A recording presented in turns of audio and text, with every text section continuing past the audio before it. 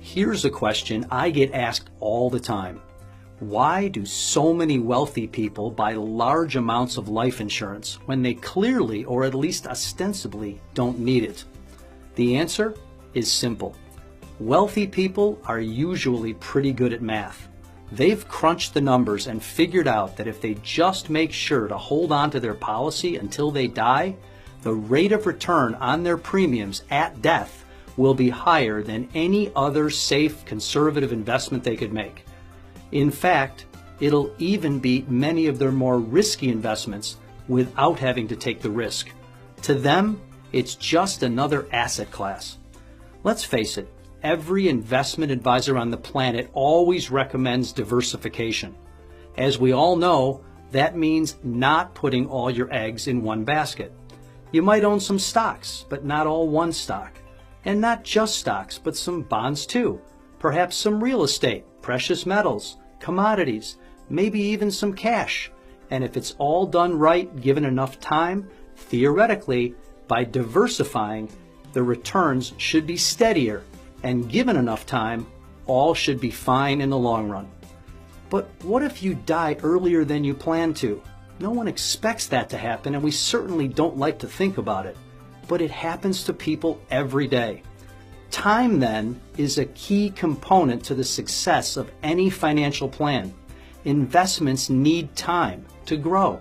Your portfolio is probably diversified to protect against a whole raft of risks, many of which will never come to pass.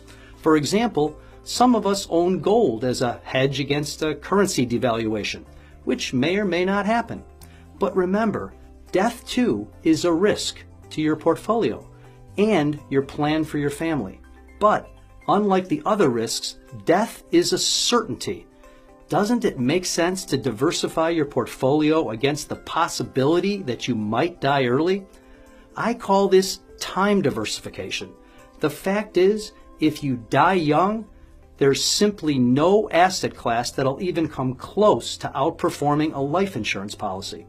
And if you die when you're supposed to, right around your life expectancy, the rate of return is still right around 6% after tax. That's an 8 to 12% pre-tax equivalent depending on your tax bracket, which beats virtually every other safe investment on the planet.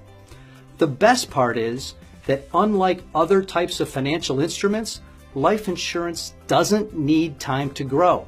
For example, say you're age 55 and you buy a $1 million life insurance policy for, say, $10,000 a year. If you die next year, the $10,000 instantly turns into $1 million. Die in 3 years, $30,000 in premiums will have turned into $1 million tax-free. Die in 20 years, and you will have turned $200,000 in premiums into $1 million. In fact, it's almost impossible to fathom a scenario where you could live too long and turn it into a bad deal. So that begs the question, should you consider taking a small slice of your portfolio and diversifying into life insurance as an asset class? Now, that's up to you, but I know I did. Thanks for listening.